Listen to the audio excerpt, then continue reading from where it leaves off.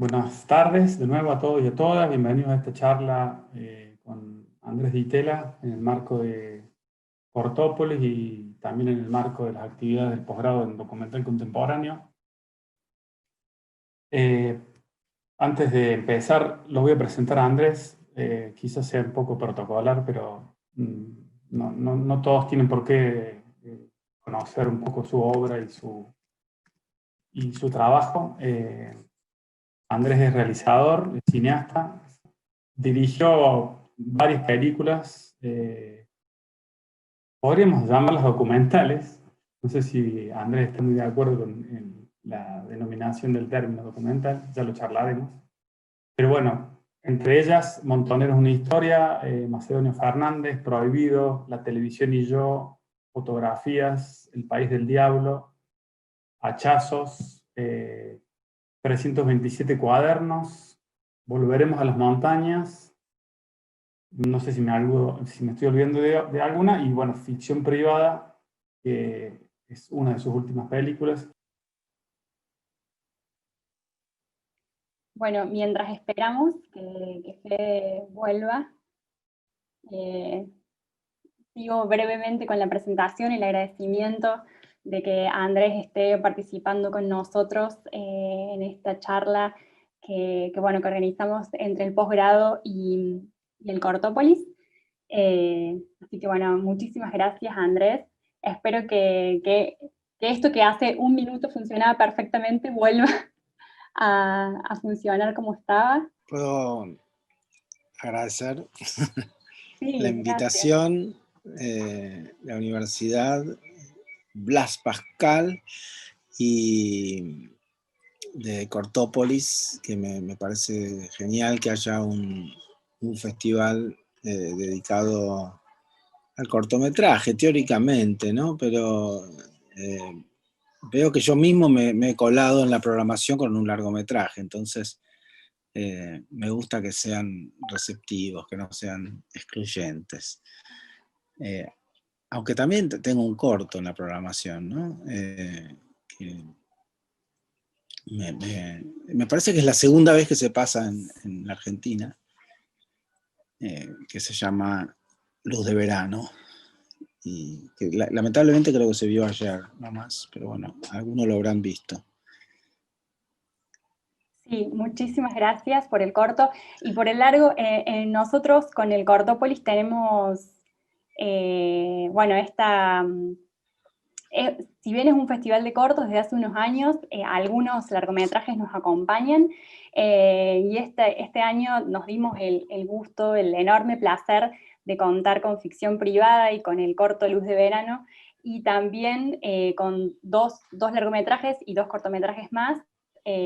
Estaba Caperucita Roja y el cortometraje El Internacional de Tatiana Mazú González, y estaban también en esa misma sección Apuntes para una herencia y Salmón, dirigidos por Federico Robles.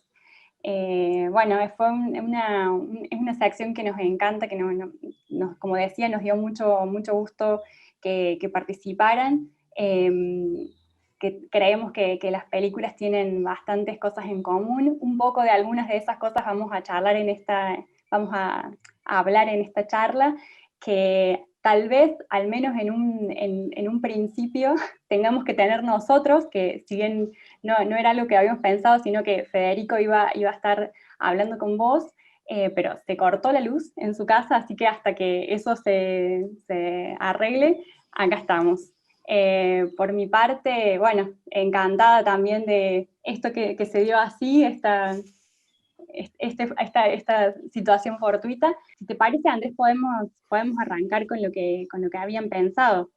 ¿Cómo lo ves?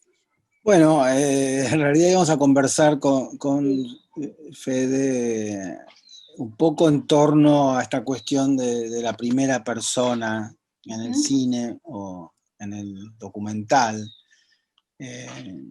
Yo quería decir una sola cosa antes en relación a Cortópolis y los cortometrajes, que es, me parece que hay algo que está pasando que a mí me empezó a pasar hace unos pocos años, y como siempre pensé que era algo mío, que me estaba pasando a mí, y de pronto me di cuenta que no, que a mucha otra gente le estaba pasando. Eso me suele pasar, o sea, cuando tengo como una idea que pienso, tengo la gran idea, en realidad hay cientos de personas alrededor que tienen la misma idea.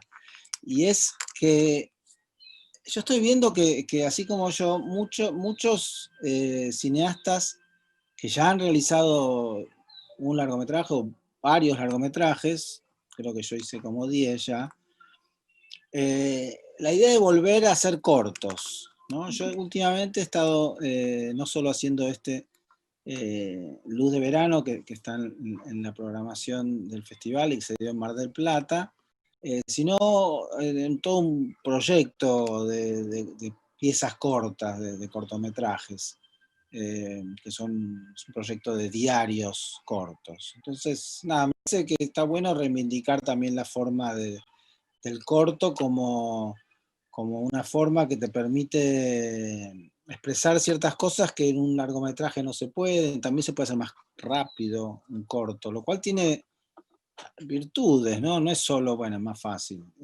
porque tiene sus propias dificultades, ¿no? Pero nada, me parece que está bueno reivindicar un poco el cortometraje hoy.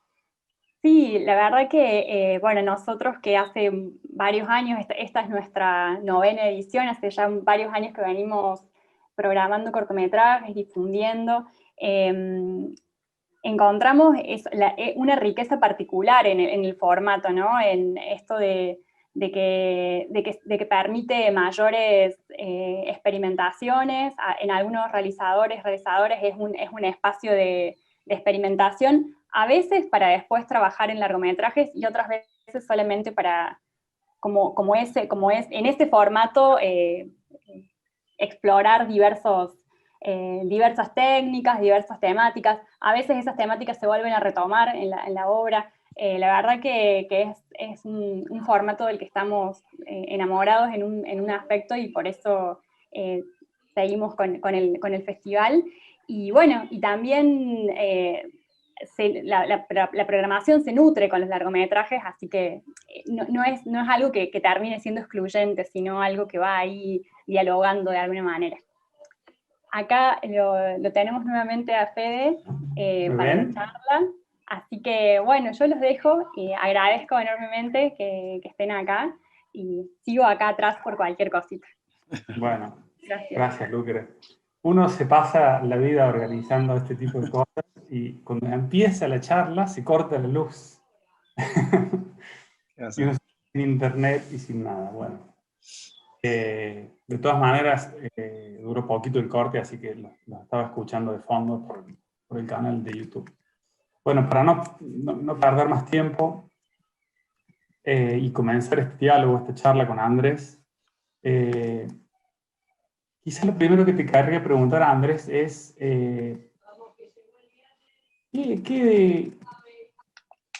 ¿por dónde pasó la decisión de en tu obra de incorporar esta cosa de la primera persona, el cine autorreferencial, digamos, de meterte como personaje, como protagonista de tu película? Porque quizás hasta la televisión y yo, o por lo menos lo que vimos nosotros, lo que yo he visto en tu obra, era un cine quizás, bueno, no autorreferencial, no lo quiero calificar, más clásico, digamos, unas obras muy interesantes. No estaba este elemento. Entonces, seguramente, bueno, tiene que haber sido en vos una inquietud personal y una inquietud cinematográfica, y que además, bueno, habrás pensado también cómo resolverla a nivel realizativo, porque, bueno, uno venía como acostumbrado, por lo menos en el cine argentino, ¿no?, a esa voz en off más formal, no sé, más sobria, más ligada a esos relatos estructurantes de, no sé, La República Perdida o La Hora de los Hornos. O hoy me acordaba la voz en off de La Aventura del Hombre, ese programa que daba en el Canal 13. ¿Cómo diste ese paso, digamos? ¿No? ¿Cómo diste ese paso en el que venías haciendo un tipo de cine y de repente haces una primera película, si se quiere autorreferencial, donde apareces vos ahí? Podría contestar de dos maneras. Una es apelando a Chuang Tzu, ¿no? Que era este filósofo chino de lo que sería el medioevo o antes, que era no solo un filósofo, sino también dibujaba.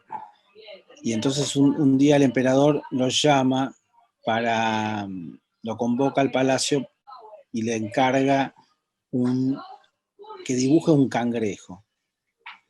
Y Chuang Tzu le dice, bueno, pero le pide 5 años y una casa con 10 sirvientes. Entonces el emperador se lo otorga y a los 5 años viene a ver el cangrejo, que no está, no tiene nada Chuang Tzu. Entonces Chuang Tzu le pide 5 años más. El emperador a regañadientes se los otorga. Y a los 10 años vuelve a aparecer y Chuang Tzu sigue sin nada.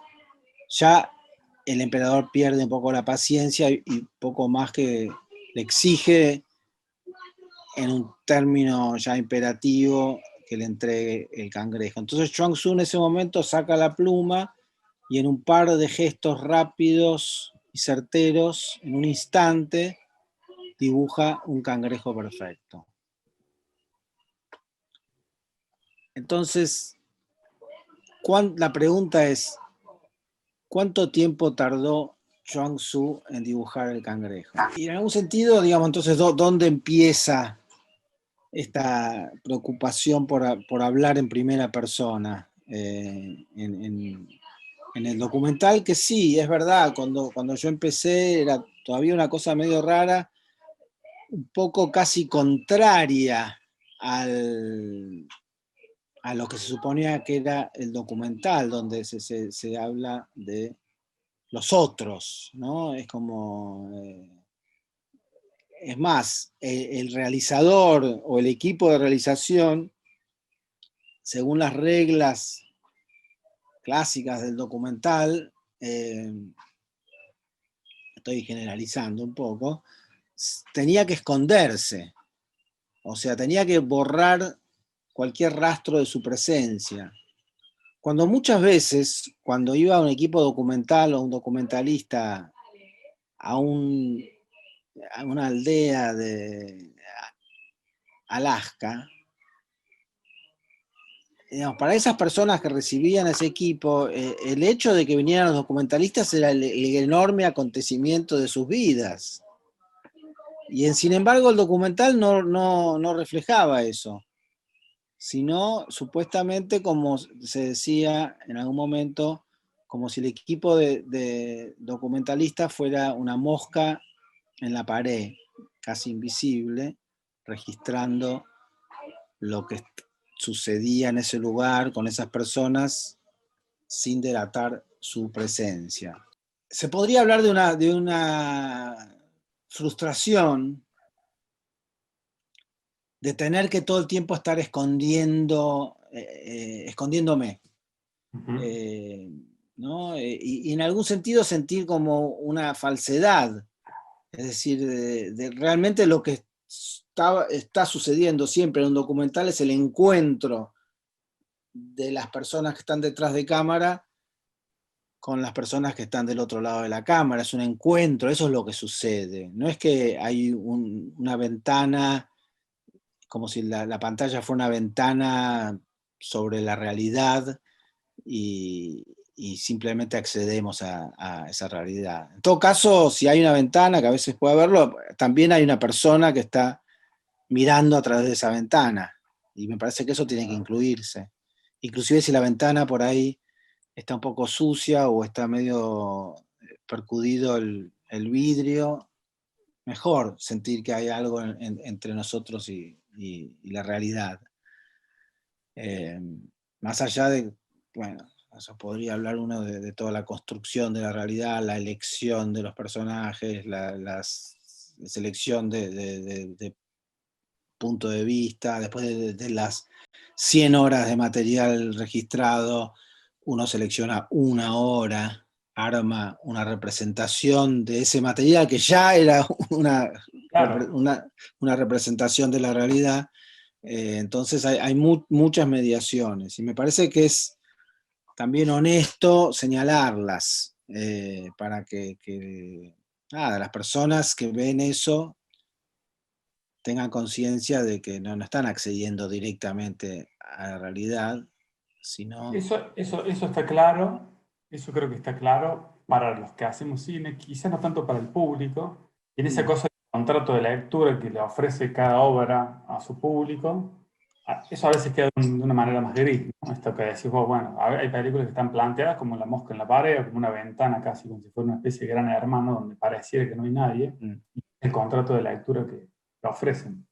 Sin embargo, en esta peli, yo recuerdo la primera vez que la vi en la televisión y yo, que es la que hace un primer quiebre, quizás con el resto, por lo menos con lo que me parece a mí que venías haciendo, la película no solo propone un realizador presente, que eso quizás el periodismo ya lo había hecho con estos investigadores que aparecen en cámara, sino que le propone al espectador ser parte de ese proceso. Y es muy significativo porque la película empieza con una duda. O sea, empieza con la pregunta, no una pregunta, pero una afirmación de la cual lo hace parte al espectador, que es como, esto no iba a ser así, iba a ser otra cosa. La película es sobre la televisión y me salió otra cosa, ¿no? Que eso es realmente, para el público puede ser, o por lo menos lo que me sucedió a mí en su momento, es muy revelador, porque es como, ¿cómo? El cine popular, ¿no? O sea, como el que está Chanta. tiene vida. Sí, está bien. Sí. Por Bueno, eso te preguntaba qué procesos cinematográficos o quizás personales habías operado vos con esa peli, porque es una peli muy personal, ¿no? O sea, es una peli que sí, quizás empezó siendo personal, pero es muy personal y ahí uno se hace muchas preguntas, tiene muchas dudas. Eso no es tan sencillo como de resolver después cinematográficamente. La vida es una cosa, después lo que se ve en la pantalla es otra. acá pregunta Vivi Telas, que está en el público. ¿Qué tal, Vivi? ¿Eso es ficción? Dice ese texto. Y no, eso no es ficción, eso sucedió. Es decir, en ese caso yo iba a hacer una película que tenía que ver con la historia de la televisión en Argentina y había pensado inclusive en los recuerdos que existían de los primeros programas de televisión en Argentina, porque todo ese material no existía como tal. Y bueno, fue un poco fruto del fracaso de ese proyecto. Yo hice una primera versión de la película que tenía que ver con eso. Si bien había ya un gesto fuerte ensayístico, ¿no? Porque esta es la otra respuesta que yo podría dar a tu pregunta, Fede, y que también ayuda a contestar la de Vivi, que es, digamos, a mí siempre me gustó mucho leer, me gusta, a veces paso más tiempo leyendo que viendo películas, creo que sí, sin duda, y había algo en la literatura que yo empecé a descubrir, que es este tipo de literatura que a la vez cuenta algo de la vida de la persona que escribe, o sea, del escritor o la escritora, y a la vez también cuenta algo del proceso que está viviendo mientras escribe el libro, por así decirlo. Inclusive si hay una investigación de por medio, a veces la investigación es la narración. Estoy pensando particularmente en unos libros de un escritor, bueno, que después se hizo muy famoso, que es B.S. Naipaul, que fue premio Nobel, pero que yo empecé a leer porque él es un escritor nacido en Trinidad y Tobago, de familia hindú. Los padres eran inmigrantes desde la India y después él se fue a estudiar y vivir en Inglaterra. Y de alguna manera su propia vida hablaba de algo que la trascendía.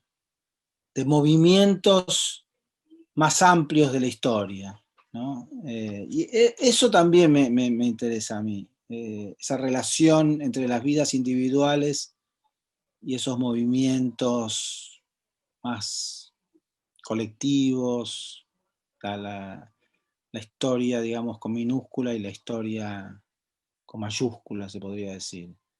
Entonces, yo estaba haciendo esta película. Ese es, por ejemplo, hay una novela, The Enigma of Arrival, el enigma de la llegada, de Naipaul, que para mí fue muy influyente. También, bueno, hay varios autores, mucho del mundo anglosajón, donde existía esa cosa de la autobiografía, y la narración en primera persona, no sé, bueno, quizás vinculado a cuestiones religiosas de la cultura protestante, vaya a saber, pero que me interesaba particularmente en estos casos como el de Naipaul, donde yo me sentía identificado porque era Naipaul un cruce de culturas, de mundos, de universos contrapuestos, y en mi caso teniendo mi madre nacida en la India, y bueno, mi padre argentino, nada, ahí había como una serie de choques y de conflictos que después creo que abordé más de frente en Fotografías, que fue una película que hice posteriormente. Pero creo que ahí hay sí, son varias cosas que estaba haciendo a la vez. Y por último, digamos, descubrí que también se podía contar el fracaso, ¿no? Y creo que Vivi Telas justo es alguien que ha trabajado mucho eso, ¿no? El error, eh, el teatro malo que hacía en una época que era como una reivindicación del error, de lo no logrado, de lo frustrado, de lo fracasado. Y muchas veces el documental se ha caracterizado de alguna manera, transmitir los éxitos. Es como que uno sale de casa y trae las cabezas de ciervo que va a poner en el living, y no trae los fracasos, todas las noches o madrugadas esperando que aparezca el animal y no aparece, o por ahí, no sé, yo una vez fui de casa con unos indios mapuches en la pampa, metiéndonos en campos así medio ilegalmente, y estuvimos toda la noche detrás de unos jabalíes que en un momento aparecieron, y estaba lloviendo y hacía frío, esto era en junio, y se nos acabó la batería de la cámara, o sea que estábamos al pedo, entre comillas, pues estábamos filmando una película, y yo rezaba de que por favor no casen el jabalí, porque si cazaban el jabalí había que traerlo de vuelta, y los jabalíes son unas cosas enormes. Entonces,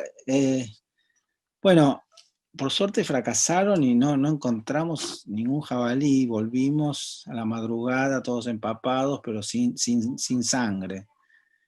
Pero esa historia, digamos, a mí me parece que el hecho de que no encontramos el jabalí, si hubiéramos encontrado el jabalí, por ahí hubiera sido, no sé, como mucho más breve y sencilla. Pero digo, Claro. creo que hay algo muy elocuente en el fracaso, ¿no? Entonces en la Incluso, película esa me parece claro, que hay todo eso. Y la construí, digamos, la construí en el momento que me di cuenta que estaba fracasando en múltiples frentes.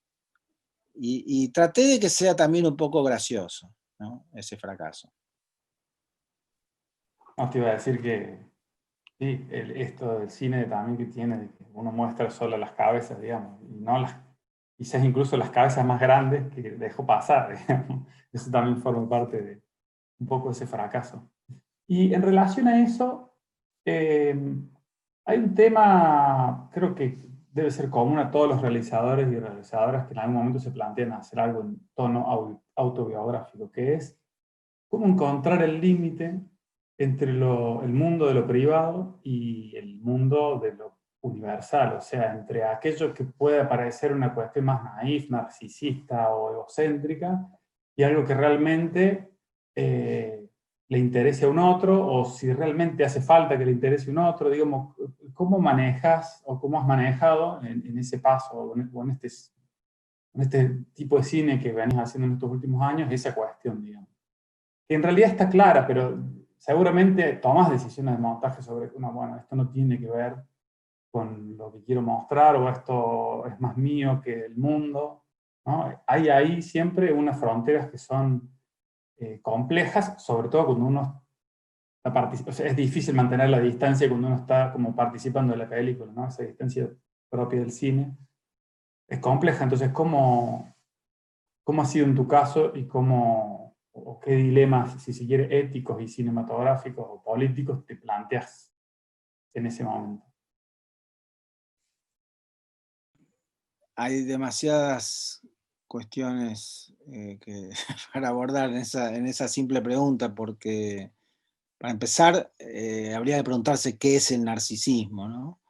Yo no sé muy bien, pero yo creo que el narcisismo es decir, mi caca es linda. Es decir, digamos, o mejor, yo no hago caca, porque soy inmaculado e impoluto. Y me parece que este tipo de documentales en primera persona tienen que mostrar la caca. Hablando mal y pronto. Y tiene que oler un poco la caca. Digamos, tiene que tener mal olor. O sea, hay algo que hay que hacer, que es ofrecer la libra de carne también, ¿no? Para tomar otra metáfora un poco. Bueno, es más asqueroso todavía la libra de carne. Está ahí chorreando la sangre. Pero tiene que haber alguna entrega, alguna revelación, algo que uno en alguna medida preferiría no mostrar, o que te da un poco de vergüenza. Por eso en La televisión y yo también encontré ese rol de fracasado, medio tarado, que se choca todo el tiempo con las paredes, que vuelve medio con las manos vacías. Eso era un poco, además de contar, bueno, el conflictivo de la relación con mi padre y de mi padre con su abuelo. Me parece que ahí había algo universal también, ¿no? Es decir, que toda persona quizás tenga algún tipo, puede identificarse o encontrar alguna resonancia en ese tipo de relaciones paterno-filiales. Y además, bueno, en el caso de esa película, La televisión y yo, se trataba al mismo tiempo de una empresa, la de mi abuelo, Siam Vitela, que fue como una empresa muy simbólica dentro de la historia del siglo XX en la Argentina, ¿no? De representar en algún momento una ilusión de desarrollo y progreso, a la quiebra y un poco a la sensación de futuro perdido que muchas veces se tiene en nuestro país, ¿no? Entonces había esa resonancia. Creo que siempre cualquier vida tiene ese tipo de resonancias. Y me parece que en un relato autobiográfico es importante, por un lado, tener evocar una sensación de intimidad donde los espectadores puedan encontrarse a sí mismos en esa sensación de intimidad, y a la vez que, no sé, es como que se pueda abrir la ventana y que entre el viento de la historia cada tanto por la ventana y te sopla todo y te vuelan los papeles y eso también le da al relato inclusive un carácter épico, pienso yo. Entonces, es un equilibrio entre todos esos factores. Y por eso es tan difícil hacer este tipo de películas, que parecen fáciles. Viendo todas tus pelis, a mí me resultaba una inquietud pensar cómo escribís los proyectos, ¿no? Estoy pensando también en una audiencia que la mayoría deben ser realizadores, realizadoras o aspirantes o realizadores consagrados. Y siempre es como ese un pequeño secreto que es interesante conocer de gente que tiene como más experiencia, ¿no? Porque son películas difíciles de materializar en un texto escrito para que lo lea alguien que en realidad te va a financiar una cosa que uno ya sabe que no va a ser así, ¿no? Y incluso viendo parte de tus pelis, como pueden ser esas, la televisión o yo, incluso fotografías, a veces da la sensación en el relato de que la investigación en la misma película se va escribiendo en el rodaje, ni siquiera digo en el montaje, ¿no? Entonces, ¿cómo trabajas eso? Mira, Eh, justo ayer terminé un guión. Y un guión de documental, justamente. Es un proyecto para presentar al Instituto de Cine y eventualmente a coproducciones, etcétera, etcétera. Y en una parte que es el tratamiento, o sea, a uno le exigen, bueno, una sinopsis, un tratamiento donde de alguna manera se narra la historia y la forma en que se va a contar esa historia. Pues hay un tratamiento audiovisual, lo llaman, que es más específicamente hablar de recursos cinematográficos específicos como la fotografía, el montaje, la música, el sonido. Y si tienen paciencia les leo un primer párrafo de ese tratamiento, que puse una especie de introducción. Es así. El guión de un documental es una entelequia. Ya está, eliminen a este. No. Lo habitual es hacer de cuenta que la película de alguna manera ya existe y pasar a describirla, como si efectivamente existiera. El esfuerzo por imaginar la película, por cierto, revela ideas acerca de cómo se está pensando el proyecto cinematográfico, qué se busca y cómo se pretende alcanzar ese objetivo. Más allá de lo que descubre de la historia y los personajes, la investigación y el desarrollo de una historia posible. El mismo lenguaje utilizado a veces da pruebas de que el realizador está pensando en términos de cine y no de literatura o periodismo o monografía académica. Se advierte como déficit si la escritura no trata de dar cuenta de la dimensión visual, sonora, sensorial, climática del universo que se pretende evocar por medios cinematográficos. Lo más delicado, sin embargo, es la dramaturgia. La dramaturgia. ¿Cómo se estructura la historia que se está contando? ¿Cómo se despliegan en un arco dramático los elementos que constituyen el documental? Estructurar una historia documental de antemano va un poco a contrapelo del espíritu del documental. El documentalista, en rigor, espera descubrir la verdadera película en el proceso mismo de hacerla. El cineasta que siente el documental guarda el anhelo secreto de que se le quemen los papeles del guión.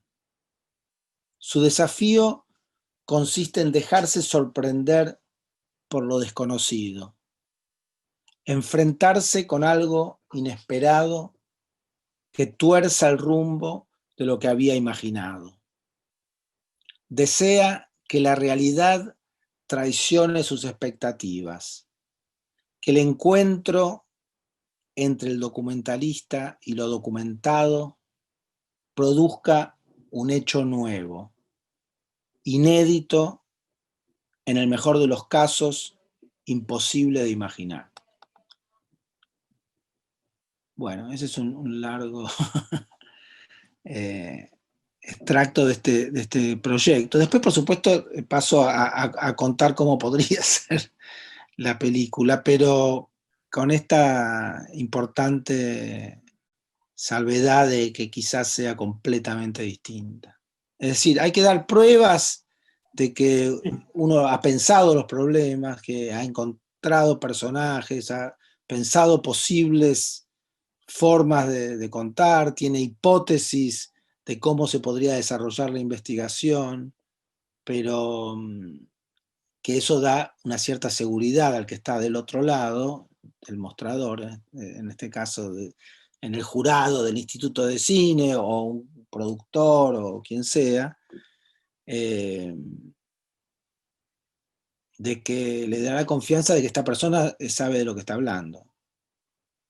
Pero bueno, no deja de ser un cierto riesgo, ¿no? Y muchas veces, sí, los documentales se escriben como si ya existieran. Yo leo muchos proyectos y a veces me digo, pero ¿qué es esto? No, está claro, porque todos estos proyectos, supongo que en tu caso también, medio como que se terminan de escribir en el montaje, ¿no? O sea, el verdadero proceso de escritura quizás pasa por ahí. Sí, sí. Sin embargo, hay un proceso de escritura muy importante que es este que acabo de concluir, que estuve meses haciéndolo, que es como esta escritura destinada al fracaso, destinada a ser quemada, pero que tiene que tener fuerza, tiene que tener tripas, tiene que tener sangre, tiene que tener alguna idea estructural, tiene que evocar, bueno, un poco lo que pongo ahí en ese párrafo, ¿no?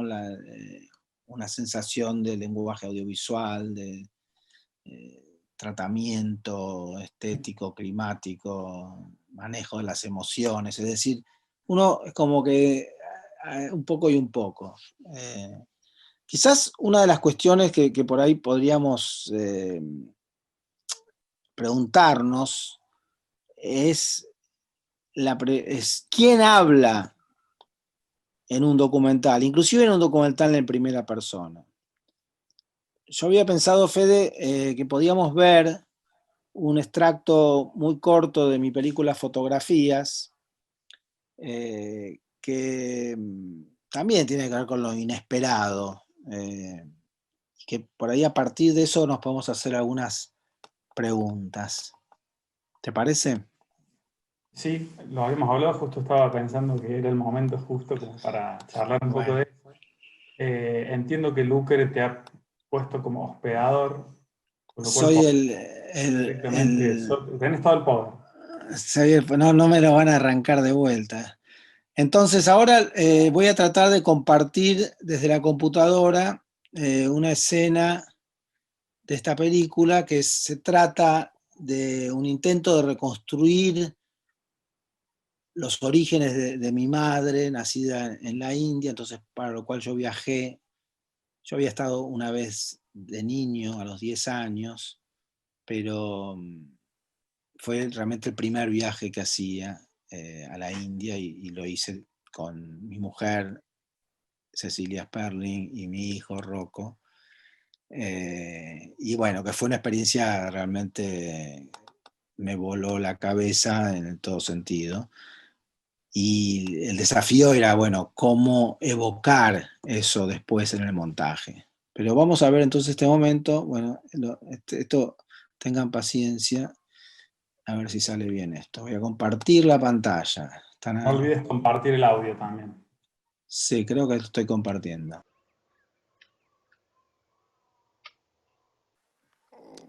This picture was taken about, I don't know, that trip must have been 68 or 69.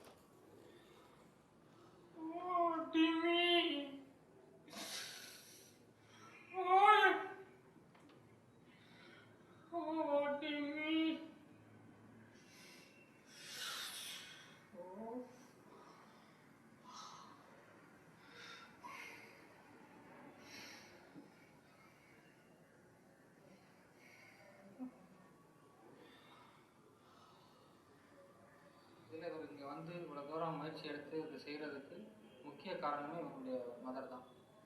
எடுக்க இவ்வளோ தூரம் தூண்டி விட்டது இவங்களை தான். ஸோ இதில் வந்து இந்த எண்ணம், அதாவது வந்து இவர் எதிர்பார்த்ததை விட அதிகமான ஒரு இதில் போகும். ஸோ அதை வந்து நான் வேறு எதுவும் சொல்ல விரும்புகிறேன். நீ வந்து உங்களுடைய அண்ணனுக்கு நீ உதவி செய்வேன்னு நான் நினைக்கிறேன், அதே நேரத்தில் உதவி செய்யவும் வேணும் அப்படின்றாங்க. அது சொல்லுங்க. Jesus, the whole concept of this movie was initiated by me. I am instrumental in you making this film and coming to India. So what is it I have to do now? He actually presumes you're going to be staying in India. No, I have to. I know, yeah.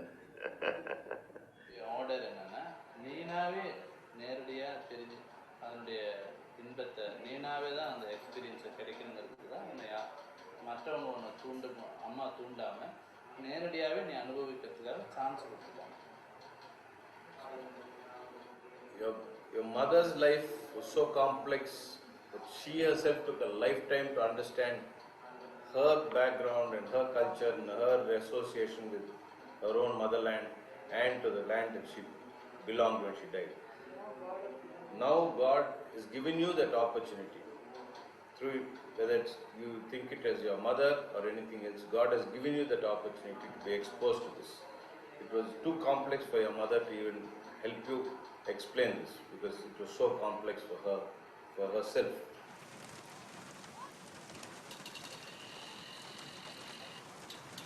So you think she was there? I think so.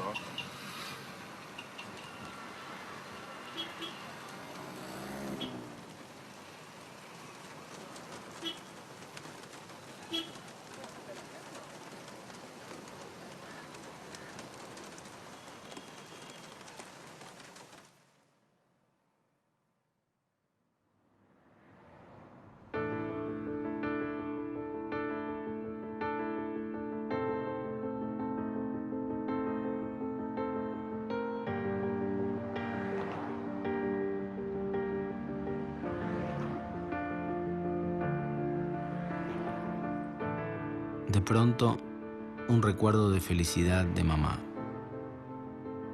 Una vez, yo tendría 7 años, el auto se quedó sin nafta y recuerdo que bajamos por una pendiente con el motor apagado, simplemente llevados por la inercia. A lo mejor esa imagen sea la imagen de lo que ella aspiraba, su deseo de sacarse de encima el peso insoportable de la identidad, la familia, la nacionalidad, la sangre, la raza. Solo pensarlo me da una extraña emoción.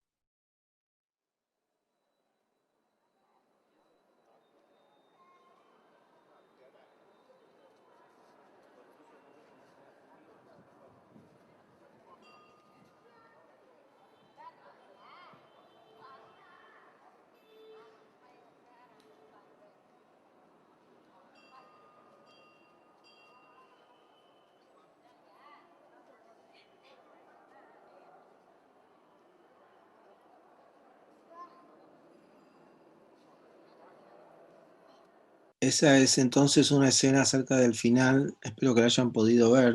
Perfecto. Bueno, que bueno, plantea como muchas preguntas, ¿no? Es decir, la escena, este encuentro, ¿quién habla? ¿No? ¿Es mi mamá? ¿Es mi primo Gautam, que es quien me acompaña y me traduce?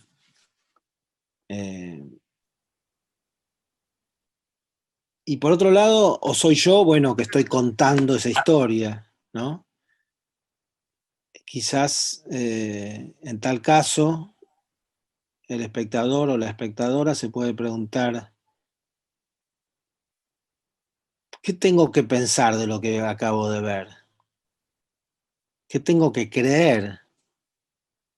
¿Qué cree el narrador? ¿Qué cree Andrés, que está identificado con el narrador, el personaje medio protagonista de esta aventura en la India? ¿Cree que habló con la madre? Y a la vez, yo le pregunto cuando estamos en el rickshaw, esa especie de mototaxi, en la lluvia, yéndonos lo del vidente, que si él cree que ella apareció, estaba ahí, ella estaba ahí, y él me dice que cree que sí. Entonces, es una pregunta que el narrador no se sabe que si cree en eso o no, pero la película contesta con el corte, montaje, a esa imagen de mi madre joven y ese recuerdo de ese instante de felicidad. Entonces, todo este tipo de cosas suceden en la narración en primera persona. Este es un caso creo que bastante particular, pero me parece que es algo que siempre se puede plantear y que está bueno que se plantee. Históricamente, incluso en algunos libros de teoría del cine documental, la voz en off estuvo como muy asociada a una caracterización de un cine expositivo, donde hay un realizador que te quiere exponer su verdad de manera, eh, no sé, incólume, ¿no? Pero está claro que en tu cine eso no funciona así. Tiene otra función, digamos. O sea, está pensada desde otro lugar, digamos. Vos, ¿cómo te lo planteas a eso al momento de decidir qué de lo que escribís, porque debes descartar un montón de cosas, qué de lo que escribís tiene que estar en la peli y qué no? Digamos, es un diálogo con el material, es una idea de lo que vos querés decir, es una funcionalidad que es más como de ayudar al espectador a llevarlo de un lado al otro para que esas cuestiones que a uno tan heterogéneas y tan dispersas que a uno le suceden en la cabeza tengan un cierto orden para un otro. ¿Cómo lo pensás, cómo lo trabajas eso? Algo de todo eso, o todo al mismo tiempo. Pero en este caso particular de esta película Fotografías, que me llevó varios años, inclusive hubo una especie de accidente feliz que en el medio del proceso que habíamos empezado de montaje de la película, habíamos llegado a unas 3 horas y pico que eran horripilantes.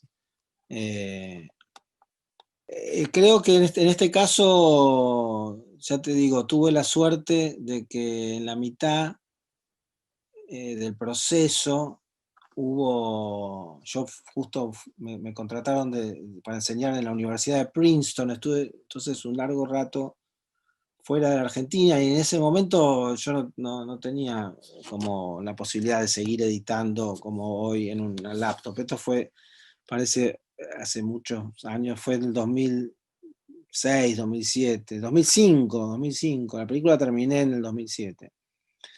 Y eso me ayudó mucho, no poder editar durante casi un año. Y lo que hice fue, yo tenía, hace años que tengo como así cuadernos donde tomo apuntes y tengo no sé si se puede llamar diario, pero básicamente la costumbre diaria de anotar cosas, ideas, cosas que pasan. apuntes para una charla como esta. Y estuve escribiendo, a partir de lo que yo había registrado durante el proceso de rodaje, y sobre todo los 2 viajes que hice a la India, que en la película se cuentan como uno solo, a partir de eso escribí más, reconstruí más. De hecho, eso ahora voy a publicar esos diarios de la India en un libro que va a salir dentro de poco, que se llama Cuadernos. Pero fue un proceso muy, muy difícil, pero ahí encontré un poco la película. Si yo tenía un material que para mí, como lo había armado, no reflejaba para nada mi experiencia de la India, que había sido una experiencia muy extrema de cuestionamiento de quién era yo, cuál era mi relación con esa cultura que para mí era completamente ajena y sin embargo yo formaba parte de esa cultura. Entonces fue escribiendo en modo más libre y salvaje, sin pensar ya tanto en la película, sino elaborando, que descubrí de qué se trataba, o sea, había sido mi experiencia, porque a veces uno vive cosas y no sabe qué es lo que pasó. Entonces ahí fue que en ese tiempo pude elaborarlo y llegar a algunas ideas. Y después cuando volví a la Argentina y retomamos el trabajo con Alejandra Almirón, la montajista de la película, empezamos a buscar, inclusive volvimos a ver todo el material de vuelta y empezamos a buscar escenas que pudieran evocar algo de ese sentimiento, más que contar linealmente lo que pasó. Entonces, por ejemplo, esta escena obviamente era una escena importante, de extrañamiento y de, bueno, ¿dónde estoy? ¿Qué creo? Hay otra escena muy simple, muy chiquita, que es un accidente, que es que un día que fuimos a filmar a un lugar se largó a llover, en la época que estaba lloviendo bastante, y Quino González, que es el camarógrafo, director de fotografía, está secando la cámara, también en otro rickshaw, nuestros mototaxis, está secando el lente de la cámara que se mojó y se olvidó de apagar la cámara. Bueno, en esa época se grababa en cintas. Entonces, ahí hay una escena, que era una escena que había sido descartada, por supuesto, de entrada, que cuando la volví a ver dije, bueno, acá hay algo, porque él es una escena donde se mueve todo, porque él no está filmando, está simplemente limpiando. Entonces, ahí en esa escena donde encima Quino se quejaba de que yo había llegado tarde al rodaje. Decía, no puede ser, estamos en la India, el tipo llega 2 horas tarde al rodaje. Claro, pues yo llegué tarde porque yo a la vez que estaba filmando la película estaba encontrándome con mi familia y me agasajaban o me invitaban a comer y yo no me podía escapar tan fácil. Entonces llegué tarde al rodaje. Y esa escena donde Kino me está puteando y que está la escena, esta imagen del techo del taxi, de pronto aparece la ventana en un momento, la lluvia, todo eso me parecía que evocaba un poco mi propia situación de inestabilidad en la India, de mareo, nada, de perder el control. Entonces esa escena volvió, por ejemplo. Y así, digamos, eso fue un poco el criterio. Inclusive ahora que está Vivi acá, me estoy acordando, Vivi Telas, que no sé si vos te acordás, Vivi, si seguís ahí, que en un momento yo estaba desesperado porque había perdido el rumbo completamente. Hicimos una especie de charla que grabamos. Yo en un momento pensé, bueno, este off no sirve para nada, entonces tengo que encontrar otra cosa. Entonces se me ocurrió pedirle a Vivi que tuviéramos una charla, ¿te acordás?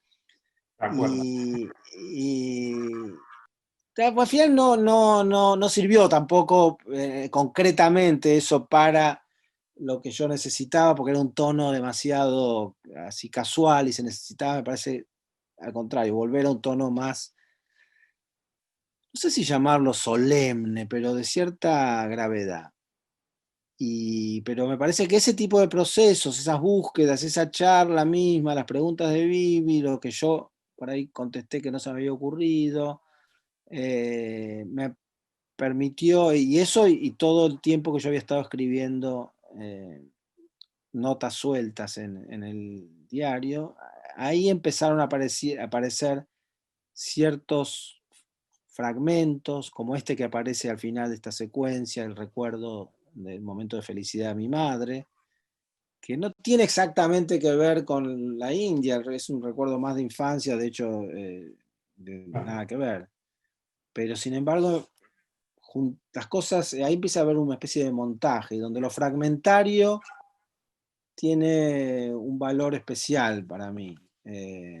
Como que un fragmento con otro fragmento, sin necesariamente tener la transición entre los dos, se generan como chispas entre esos dos fragmentos, y creo que, digamos, si uno arma esa sucesión de fragmentos dispersos de una manera, los espectadores pueden sentir que están involucrados en como juntar las piezas, ¿no? Y en sacarle sentido a esas secuencias. Bueno, funciona así un poco el cerebro humano, ¿no? Eso es Exacto. interesante en tus pelis, porque uno está acostumbrado quizás a una lógica más racional, donde a causa-efecto, ¿no? O sea, uno se hace una pregunta y la película te la responde. Y eso es interesante porque eso sí es algo que atraviesa gran parte de tu obra, como muchas veces desde el montaje van apareciendo fragmentos que no tienen exactamente que ver con lo que venía hablando la película inmediatamente anterior, y aparecen ahí como fragmentos sueltos, pero que sí tienen que ver con la película porque son o personajes o situaciones o universos, si se quiere, que en algún momento sucedieron o que van a suceder. Incluso eso es interesante en esa cosa del ensayo. Ya es una escritura de montaje esta, y no necesariamente tiene que ver con lo autobiográfico, sino más con una cuestión de montaje, pero es interesantísimo eso, cómo funcionan tus pelis, porque incluso cuando esos universos todavía no se desarrollaron en la peli, aparecen como por fragmentos, ¿no? Como imágenes, pequeñas escenas, ¿no? Y la película sigue por otro lado y las va a retomar mucho después. Y al fin y al cabo de eso, ¿no? O sea, así funcionamos como seres humanos de alguna manera, o así parece funcionar nuestra racionalidad occidental. Y eso es es un valor muy interesante en las pelis. Mira, Fede, acá justo Vivi, que se ha vuelto una especie de tercera interlocutora, bienvenida. Lo que justamente está mencionando, que se trata, dice, para mí lo más extremo de eso es la peli de Piglia. Y la peli de Piglia, casualmente, esto parece que está todo concertado, por ahí es el fragmento que podemos ver ahora. Es un fragmento en el medio de esta película que se llama 327 cuadernos, que son los cuadernos que tenía Ricardo Piglia, y la película se trata de la adaptación que él hace de esos cuadernos para publicarlos. Es decir, él toma cosas así crudas literalmente, otras las reescribe, otras hace algunos experimentos que aparecen en este fragmento. Este fragmento entonces está en la mitad de la película, exactamente.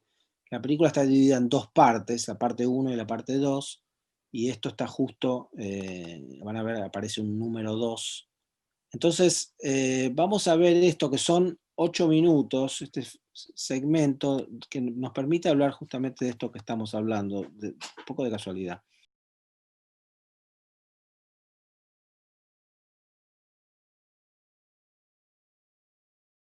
Mismo como si hablara de otro. Reescribe, cambia. La literatura, dice, es el lugar donde siempre es otro el que habla.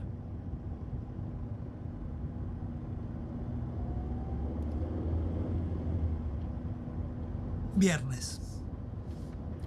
Las notas más antiguas de su diario son de 1957. Una mudanza en medio de la noche, un camión cargado con muebles, la casa desmantelada. Van por la ruta en la llanura vacía hacia una ciudad balnearia. Se detienen a mediodía en un bosquecito. El perro da vueltas por el campo. Su padre dice: ¿ves? en este pozo un croto ha hecho un fueguito. Toca las cenizas con el revés de la mano.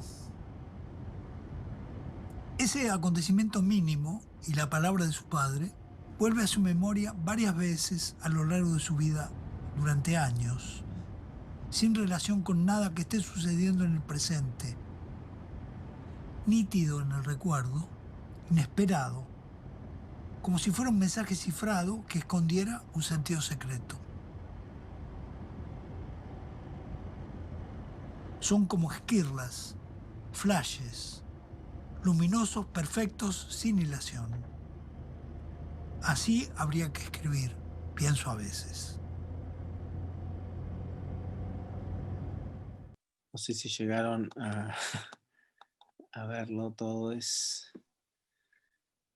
Pero me parece que es un buen ejemplo de lo que estábamos hablando en algún sentido, Claro. ¿no? Inclusive la voz de Piglia al final incluso reflexiona sobre eso, ¿no? Como esos momentos como así fulgores de la memoria aparecen y inclusive dice que son como imágenes que no tienen hilación ni conexión con lo que está pasando en el presente ni entre sí.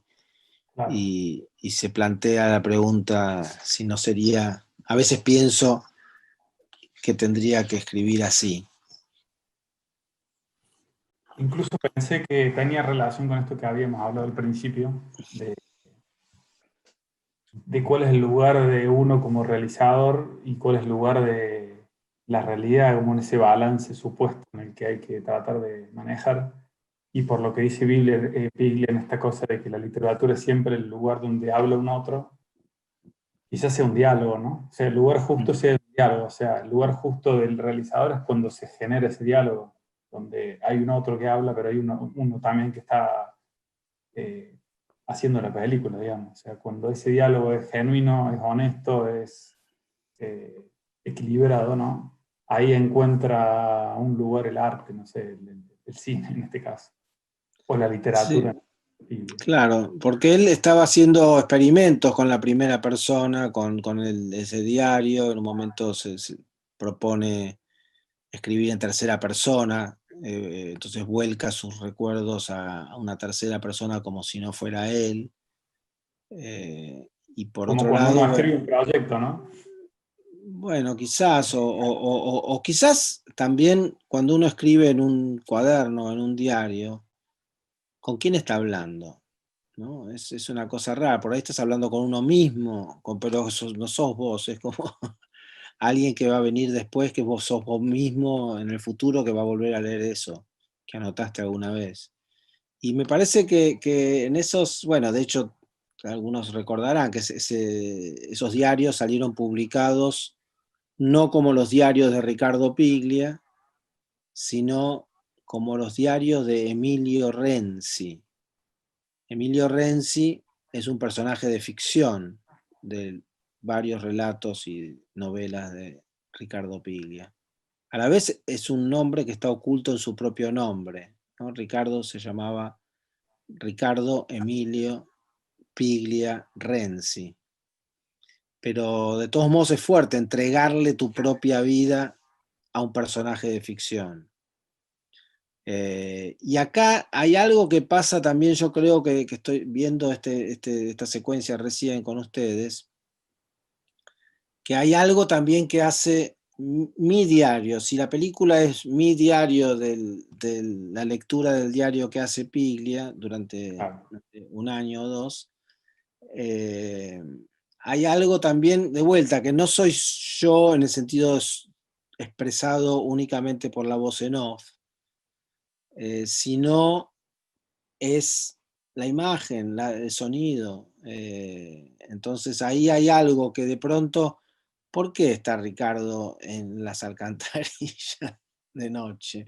O sea, bueno, es una imagen poco metafórica, ¿no? Se vuelve. Y en el fondo todas las imágenes de la película son metafóricas. Pero esa reflexión de él, del olvido, de los fragmentos que salva del tumulto del olvido, no sé cómo lo dice. Y esa agua, ese agua negra de la alcantarilla, como si fuera el río Lete, ¿no? Me parece que el río del olvido de los griegos. Y estamos, o sea, no se ve nada, apenas fragmentos, de pronto aparece esa hoja en la corriente de la alcantarilla, que es como, para mí, me hizo acordar a la flor amarilla de Coleridge, que cita a Borges, que dice, si un hombre hubiera estado en el paraíso y vuelve a la tierra, y cuya única evidencia fuera una flor amarilla, ¿qué creeríamos? ¿No? Como esa cuestión, pero la flor está, pero todo lo demás no hay ninguna prueba más que esa flor. Y me parece que algo de la memoria tiene que ver con ese, ¿no? Estuvimos ahí, rescatamos esa flor, y esa hoja que pasa es como esa flor, y de pronto, ¡paf! De la oscuridad pasamos de vuelta por el montaje a la luz cegadora, casi pantalla blanco, que después nos damos cuenta que es neblina, que estamos yendo por la ruta en una neblina muy densa que el Tata Dios nos regaló esa madrugada, y donde aún con el exceso de luz tampoco se ve mucho. Y se ve como un árbol fantasmal por ahí, la ruta desaparece pocos metros más adelante. Entonces son los elementos del cine que hacen como juegos de rimas y expresan algunas de estas ideas en relación a los textos y en relación a la secuencia anterior, la secuencia siguiente.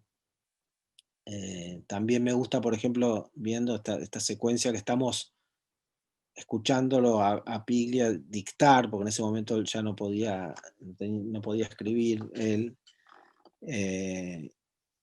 y escuchamos lo que está dictando, pero a la vez estamos leyendo algo distinto, ¿no? Y también es como que no sabemos muy bien cuál es la voz de Piglia, la que estamos escuchando o la que estamos leyendo. Y son cosas un poco contradictorias. Quizás en el caso de la película que hiciste con Piglia, esta cosa de tu lugar, te lo pregunto, puede haber sido como un poco más interpelante, porque en las otras pelis estabas hablando de vos mismo, de tu historia, de tu familia, digamos, hay como otra cosa, ¿no? Con Piglia, ¿cómo balanceaste eso?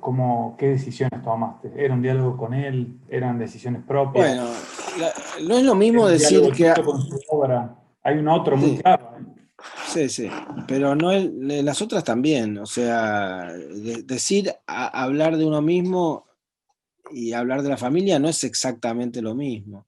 Si bien es imposible hablar de la familia sin hablar de uno mismo, ¿no? Yo digo, creo que en algún momento en fotografías, en la familia no hay dónde esconderse, ¿no? Como que hay algo que te conocen demasiado bien, no sé. Y a la vez cuando hablas de tu familia, por más que quieras embellecerlo, vas a mostrar la hilacha de esa relación siempre conflictiva. Y con Ricardo, la verdad que la idea era que la voz iba a ser la de él. Ya me parecía que con la voz de él leyendo sus diarios era suficiente.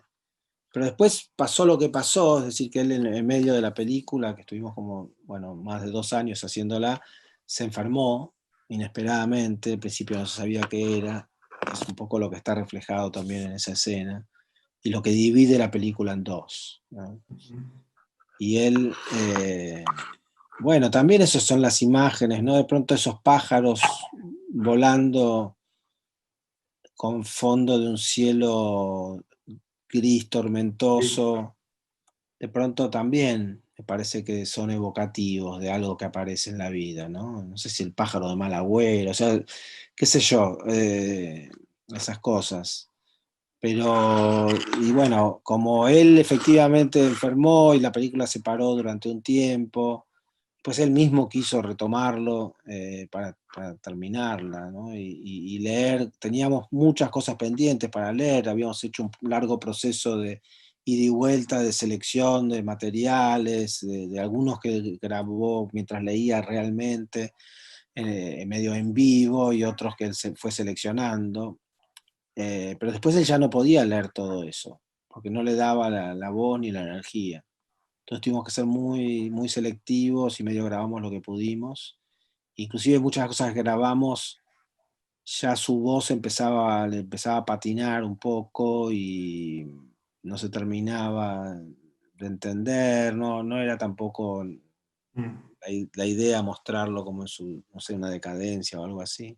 Y por eso también aparezco yo leyendo textos de él. Ahí, en esa misma secuencia, se combina una parte donde en la alcantarilla estoy leyendo yo un texto de él. Y después aparece en la ruta él hablando en su propia voz. Entonces ahí bueno, a veces son los azares, y al final yo creo que eso fue muy bueno para la película en el sentido que le da más dinamismo, o sea, que no sea solo la voz de él. Y al final el hecho de contar lo que estaba pasando mientras hacíamos la película se volvió muy importante. Me quedé pensando en la flor de Borges, que funciona también un poco como esa voz en ese rito, especie de rito chamánico en tu peli. Bueno, es la única prueba que tenemos, creemos o no creemos, es como una metáfora comparable. Muy vango los pájaros, dice acá Vivi Telas. Bueno, me gustaría, si alguien quiere preguntar algo, o que aprovechemos, porque la verdad que estaría lindo que se genere algún pequeño diálogo, aunque sea unos minutos. No sé si a través del chat. Me parece que la pregunta que te hicieron es medio capciosa. ¿Cuál es tu próxima película, Andrés? Te lo pregunto también Vivi Telas. Bueno, eso que leí forma parte de... Ustedes son los primeros que han leído eso, o según, después de mi productora Gema. Es una película sobre la Pampa. Esa es un poco la idea. Es decir, la Pampa realmente, o sea, no la provincia de La Pampa específicamente, sino toda La Pampa, que tengo ganas de recorrer. Hace unos años lo pude hacer un poco y es interesante porque es un lugar aparentemente donde no hay nada, ¿no? Hay gente que duda si Territorio de existe. fantasmas también ese, ¿no? Sí, sí. Y a la vez es una región medio como mitológica de la Argentina, al punto de que, por lo menos durante muchos años, fue como el símbolo de la identidad nacional, ¿no? La pampa, el gaucho, el caballo, los criollos.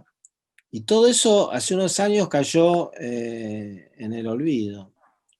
Es decir, fue medio más que olvido, como algo un poco vergonzoso que había que esconder. Porque claro, estaba muy asociado a todo un imaginario desplegado durante años y años, desde el más rancio fascismo y los militares y la oligarquía terrateniente. O sea, es como tiene toda una cantidad de cosas siniestras asociadas que hizo que hoy ya ni se leen esos textos en el colegio, ni se habla de eso.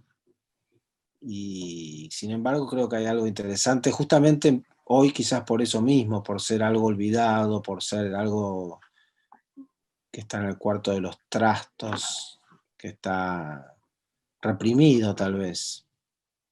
Entonces, por ahí tiene hoy la fuerza de lo reprimido. Está el personaje en tu peli también, en fotografías del coronel sobrino, no sé si sobrino, pero Guiraldes. que representa. Eh, Te preguntan aquí, ¿qué es, bueno, algo quizás lo hayas respondido, pero ¿qué es lo que hace que lo privado sea interesante para el público? Bueno, sí, creo que estuvimos hablando en parte de eso. Y mira, yo puedo contestar, por ejemplo, en relación a mi última película, Ficción Privada, que posiblemente algunos hayan visto, ya que formó parte de la programación del festival. Sí, son cartas que se intercambiaron mis padres, Torcuato y Kamala, cuando eran jóvenes. Entonces es una historia bastante privada y particular, si se quiere, con una historia muy singular.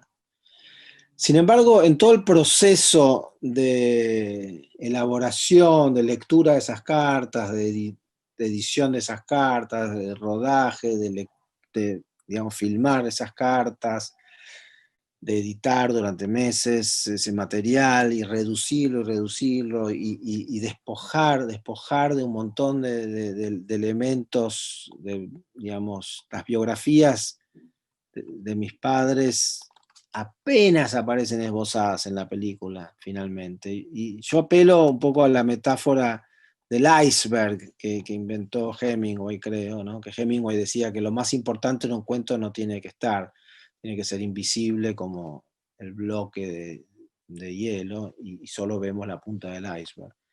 Y lo que queda, lo mínimo que queda en la película de esas cartas, es como si fuera la punta del hielo, de la punta del iceberg, donde, digamos, el espectador a partir de esa puntita tiene que imaginar lo que está debajo del agua invisible, que es ese gigantesco bloque de hielo, que serían las vidas reales de mis padres.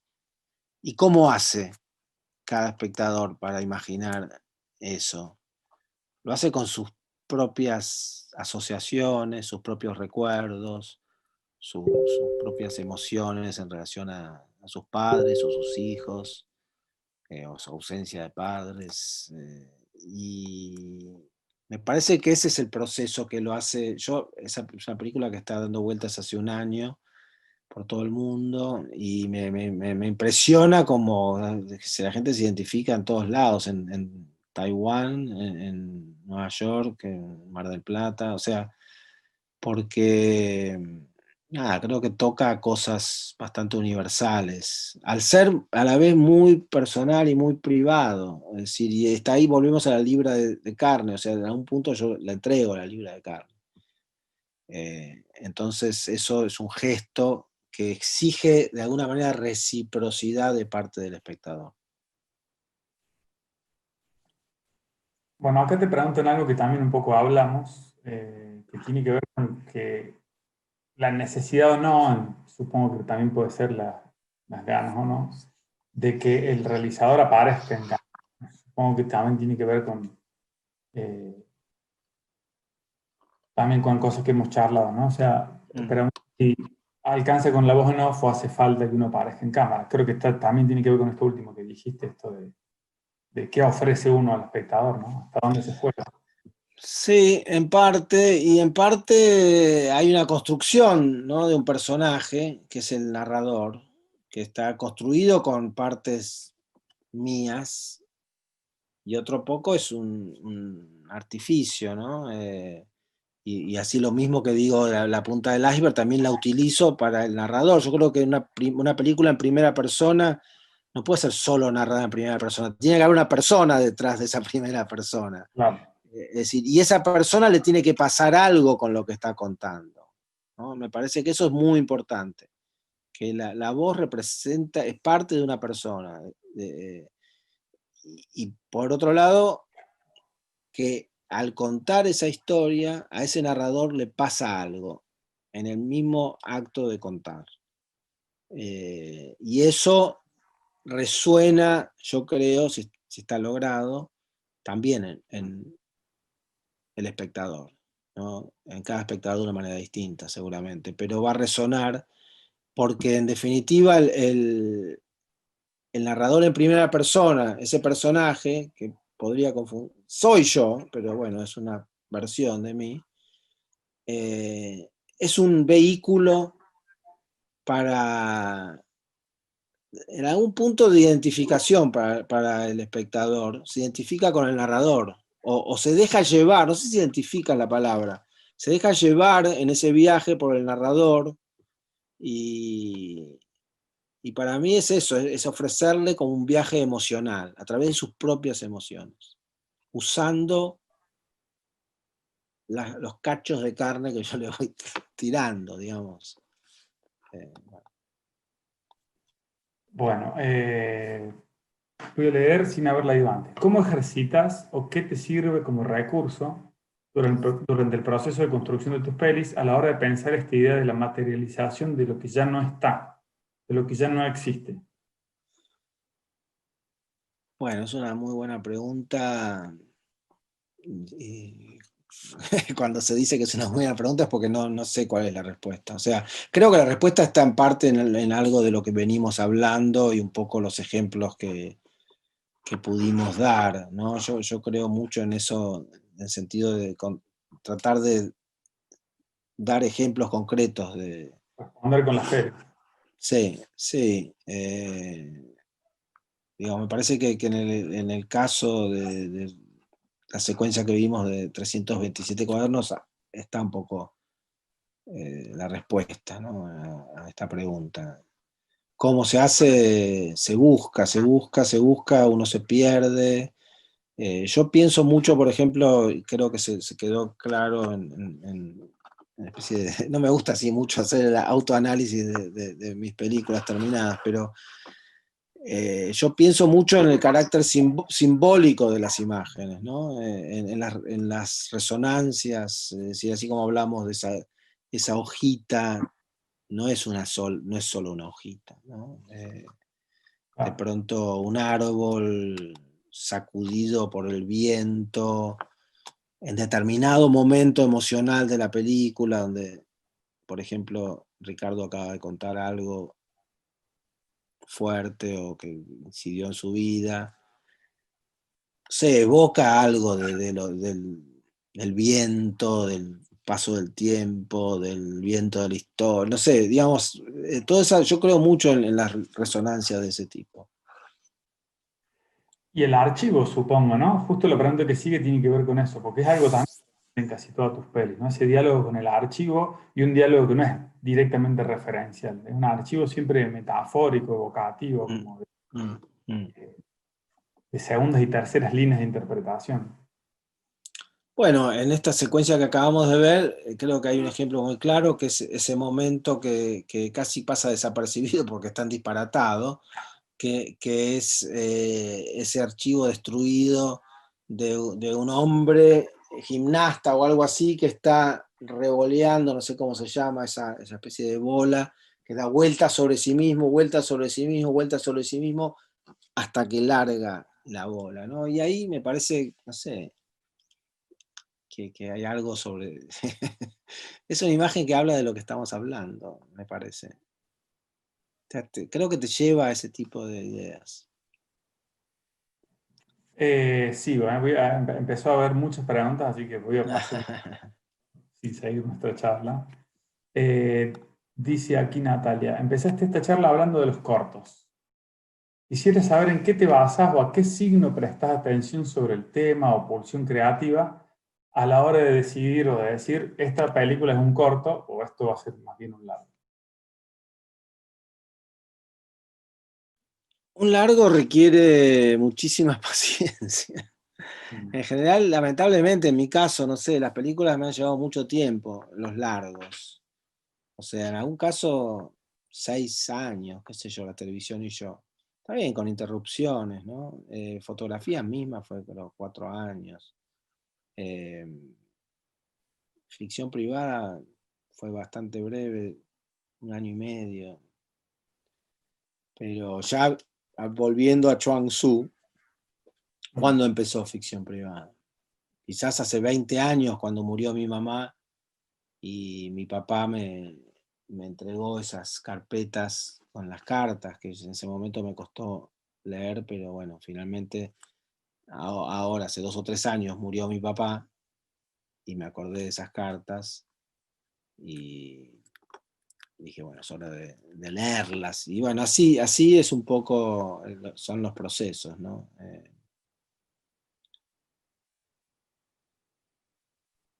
Perdón, que estaba silenciado.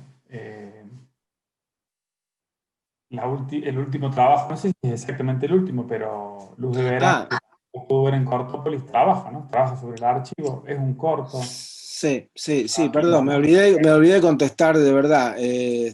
Me quedé a mitad de camino. O sea, entonces a veces últimamente, en los últimos años, me dio ganas, también debo decirlo, por ansias de imitar a mis estudiantes, o sea, a la gente que pasa por el programa de cine que dirijo, donde hacemos así una cosa medio enloquecida, que son 25 personas que se dividen en 5 grupos y hacen cada grupo un corto por semana, es decir, todas las semanas la clase consiste en ver 5 cortos. Entonces, eso que al principio me parecía imposible, empezó a pasar ya a lo largo de unos años, y me da mucha envidia que en unas semanas hacen una película. En todo sentido, o sea, y creo que a veces el o estar obligado a hacer algo muy rápido saca capacidades en uno que las tenía por ahí sin esa presión no hubieran salido. Y entonces, sí, un poco inspirándome en ellos, empecé a hacer cortos y así hacerlos de una manera un poco rápida. Es decir, Luz de Verano, no sé si algunos lo han visto, es un corto que está inspirado en una noche que vi en la tele, en la televisión pública, pasaron esta película La Terraza, en una versión restaurada, de Leopoldo Torre Nilsson. Una película que yo ya había visto alguna vez en una copia horrible, y ahora de golpe la vi como me quedé deslumbrado, y quedé con la impresión de esos rostros increíbles de Graciela Borges, en la plena juventud, los 20 años, Leonardo Fabio, todo un grupo de caras medio Dora Baret, caras muy icónicas, serían icónicas, en ese momento eran muy jóvenes, del cine argentino de los años 60 y 70. Y, y también es interesante porque después cuando logré ver la película de vuelta, no era así la película como yo la había imaginado. Yo había imaginado que la película, todos primeros planos de estos seres así como galácticos, ¿no? Que eran ellos. Y no era para nada, si había solo unos, no sé, 3 o 4 minutos de eso. Y entonces, Luz de Verano es una especie de recreación de la película que yo recordaba. Que son estos rostros y están casi congelados en una fotografía que apenas se mueve por momentos. Después hay una especie de trabajo sonoro detrás.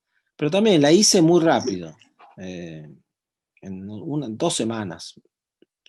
Eso es atractivo para mí. Y entonces ahora estoy haciendo ahora, justo ahora no, porque estuve muy ocupado, pero en el verano había empezado a hacer este proyecto de diarios cortos, ¿no? De diarios de 10 minutos, 20 minutos. Ahora ya me salió uno de media hora, pero bueno. Y voy acumulando esos cortos y no sé qué demonio voy a hacer con ellos. Pero bueno. Bueno, me da pie para una cosa más que lo charlamos el otro día y que también lo hablaste en alguna otra charla, de cómo algunos materiales que van quedando afuera también a veces siguen resonando, ¿no? En la cabeza de uno y se pueden transformar en otra cosa, en un corto o, como contaste la otra vez, en una instalación, ¿no? Esa cosa como también fragmentaria que uno tiene en la cabeza, donde, bueno, va por acá la peli, pero me quedó algo dando vueltas y quiero hacer algo con eso. Y se puede transformar en un corto, como dijo Lucre al principio, ¿no? A veces los cineastas experimentan primero o después de su obra, con los personajes, con ese universo. Bueno, Sí, también es otro ejemplo de eso. sí. Tal vez también, pero creo que hay algo a veces que es el corto en sí mismo, ¿no? No veo el corto necesariamente como un terreno de pruebas, o sino algo. por ahí es una idea más chiquita que no da para desarrollar en un largo, o simplemente se presenta como un esbozo de algo que nunca se va a hacer. Es decir, nunca voy a hacer la remake de La Terraza. Pero me parece que este corto, es bastante largo, ¿no? No me acuerdo, se dura 10 minutos. 10 minutos. Me parece que ya ese esbozo es un poco en el espíritu de esos relatos de Borges que decía, si tuviera tiempo y no fuera tan perezoso, escribiría un cuento que no tengo muy definido en la cabeza y me faltan algunas ideas y algunos momentos no me han sido revelados aún, pero por comodidad narrativa, digamos que la acción transcurre en Irlanda, digamos que es 1842, digamos que el protagonista se llama Ryan, bueno, ese tipo de gesto, y después en 3 páginas te cuenta una novela. Lo que permite el formato. Te hago una última pregunta del público o de nuestros asistentes hoy, para que no se haga más largo, Sí. en el orden en el que lo venía leyendo, y seguramente va a ser una respuesta larga, porque es una pregunta tan simple como ¿cómo es el trabajo de montaje en tus películas y cuánto tiempo te lleva? Bueno, cómo trabajo el montaje creo que ya lo hemos mostrado, hemos hablado en ambas secuencias que vimos, hablamos de eso concretamente, ¿no? Y eso es algo que se encuentra probando, ¿no? Probando. Yo a veces tengo estas,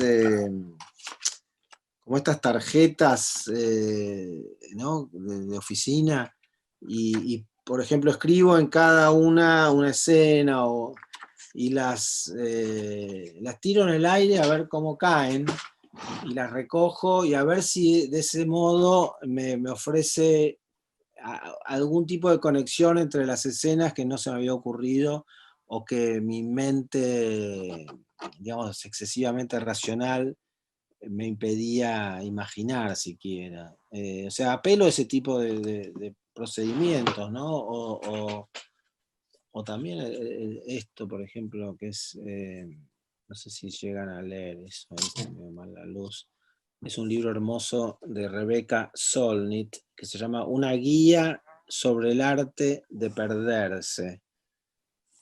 Y eso es un poco también el permitirse perderse, ¿no? En el montaje y encontrar algo que uno no estaba buscando. Y dejar que la película también hable y dicte sus leyes, ¿no?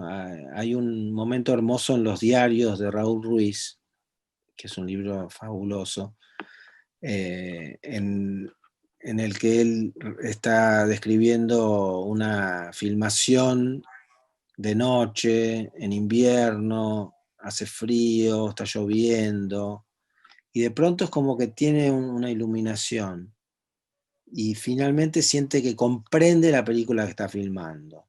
Y en ese momento, él dice, se produce la transmisión del mando. Es decir, ya no dirige la película Raúl Ruiz, sino que la película me dirige a mí. Es decir, la transmisión del mando. La película empieza a mandar y hay que obedecerla. A veces hay que saber escuchar esas órdenes, ¿no? Pero me parece que eso es un poco también el montaje. Sí, es vertiginoso, y creo que esta última película la hicimos fueron 4 meses efectivos de montaje, pero con varias interrupciones, porque entre, bueno, Valeria Rasiopi, que es la montajista, que es una genia, tenía de pronto otro trabajo, nosotros nos atrasamos, y eso a veces te pone nervioso, pero te beneficia. O sea, entonces podés reflexionar un poco, escribir de nuevo, probar cosas en la cabeza.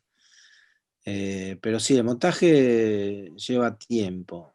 Y Valeria es muy valiente en ese sentido. Y, por ejemplo, ella todos los días quería cambiar la película. O sea, no solo hacer un ajuste, sino, no, a ver, probemos esto que estaba al final, pongámoslo al principio. Pero, bueno, Me parece que eso permite, si uno, digamos, se anima, permite encontrar conexiones de este tipo que estamos hablando, que hay conexiones, están hablando entre sí esas dos imágenes o esas dos secuencias, pero hasta que no las ponemos en un relato, no los vamos a saber lo que dicen. Entiendo que me quedé sin cámara, no sé bien por qué, pero supongo que me... A ver, voy a probar. Ahí estás. Sí, pero estoy como congelado, ¿no? Estás muy quieto. Bueno. Yo pensaba que estabas escuchando con mucha atención. Estaba escuchando con mucha atención, pero bueno, la imagen así lo refleja también. Bueno, no te queremos robar más tiempo, se ha hecho muy larga y fue súper interesante la charla. Yo realmente, bueno, es una pena que no se me vea, pero te quiero agradecer mucho por la predisposición. Sé que estás con muchísimas cosas.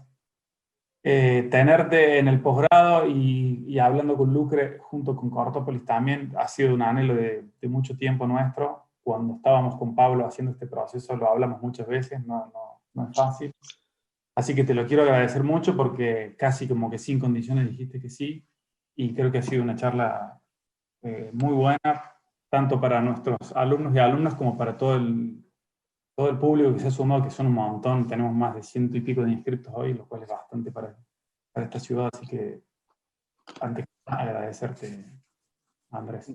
Bueno, gracias Fede, gracias Lucrecia, y también me recordás a Pablo Baur, que tengo un recuerdo muy, muy hermoso de él y una persona que justamente le gustaba armar este tipo de discusiones en torno al documental y que vivía todo con muchísima pasión, la pasión de las ideas, que es una pasión hermosa. Así que me gustaría, tener un recuerdo para él en este momento. Muchas gracias a todos y todas. Nos vemos la próxima y aprovechen para ver el resto de la programación de Cortópolis que sigue hasta el domingo con los cortos y toda la programación paralela.